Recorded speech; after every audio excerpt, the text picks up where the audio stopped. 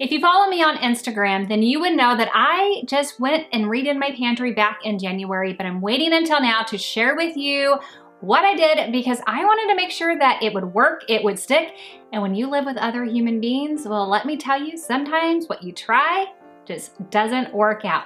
Well, I'm here to tell you that it did, and so I want to share with you my tips and my tricks so I can help you save some time and money. I want to thank Cricut for sponsoring today's video. Let's get to it.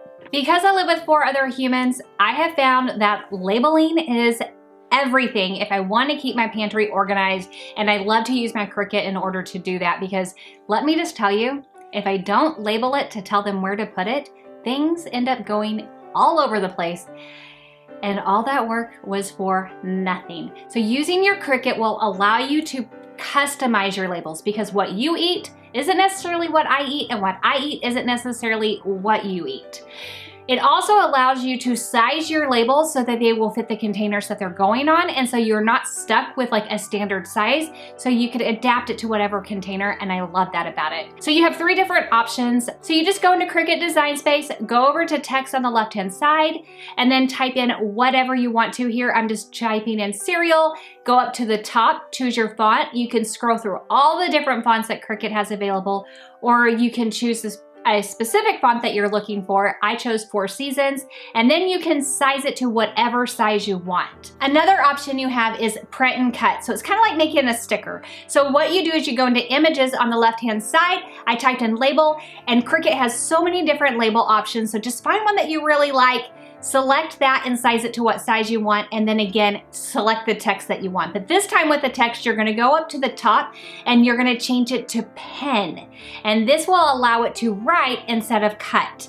Once you have that, you do need to place it on top of your label and select attach so that they will be together when you go to make it. The third option is to go into images and type in the word pantry, and here you can see that Cricut has already come up with so many different options for you, and there are beautiful designs in here, and this would make it super simple and easy. If you're doing a print and cut, you just pop your pen in first and it will do all of the writing first, and then you will pop in your blade and it will do the cutting after that. Here you see that I am using Cricut's Smart Vinyl. What I love about this is that it does not require a mat. You just slide it right on in and then it just cuts directly this way. I think that is so fabulous. It's one of my favorite vinyls to use, and it seriously weeds so easily. When you go to apply your labels, you have several different options as well. So like the print and cut, I mentioned it was kind of like a sticker, so you can just peel it and slap it on. If you cut out the words individually, you do want to make sure that you use some transfer tape when you're applying that.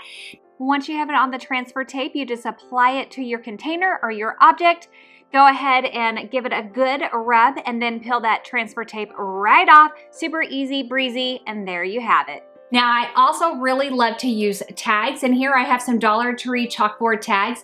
Now, a lot of times people only think about using the front side, but you can also flip it over and use the back side and the natural wood side. Today, I decided to stick with the chalkboard side of that, and you can use those. Those are fantastic to use with baskets and things that have holes. Here, I'm using some Dollar Tree baskets to do that with. But I also really love Dollar Tree's wooden domino pieces because the back side of those are in natural wood, and you get a total of 28 pieces.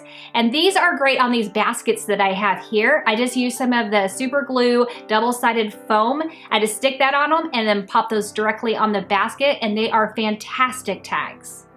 But before you can even label, you have to get it organized. So if you don't have it organized, labeling's not gonna do you any good. And before you can get organized, it is so important that you measure. You need to know the size of your shelves. You need to know how deep they are, how high they are, how wide they are. So make sure that you get some good measurements because you want to know what you're working with before you get started. After that, I would suggest that you shop your own home. What do you have around your house that would work great for containers that you could use in your pantry that maybe you're not utilizing around your home very well? In my case, I had these under shelf baskets in my closet and they were not being used very well, but in my pantry, I'm able to store some Diet Cokes in them for easy access. And I put one of them over here right by the garbage can to hold the garbage bags. I don't know why I never thought of that sooner. Now my son has no excuse when it comes to making sure my garbage can gets a new garbage bag every time he takes out the trash. Next, when you go to buy containers, I would suggest shopping around. Don't feel like you have to buy all your containers at one spot. Every place has different containers and different pricing. My favorite places to shop would be like Dollar Tree, Walmart, Ross, and Amazon. I like to shop around, and it takes me a while before I am satisfied. So I might go into a store, look at it, come home, think about it. Don't be afraid that while you're working on your pantry, it could take you a couple of weeks until you get all the things that you need. It doesn't have to be done in a day. I also think it's super important that you can see everything. If you can't see it, things will get lost, you'll double up, and if that happens, you also end up with food that expires. So my shelves are super deep, so I made sure that I got some second shelving in the back so I could see the items that were in the back of my shelves. I also got these spice racks so that I could see all of my spices, because I felt like I was buying spices when I had spices because I couldn't see them all. For example, I ended up with 2 full sizes of paprika. Pretty sure I won't be going through those anytime soon. Nope. Another item that I strongly love and suggest is a canned food organizer of any kind. Find your favorite, figure out what you would love. But until I got a canned food organizer, we were stacking cans, and can I just tell you, it was a hot mess express.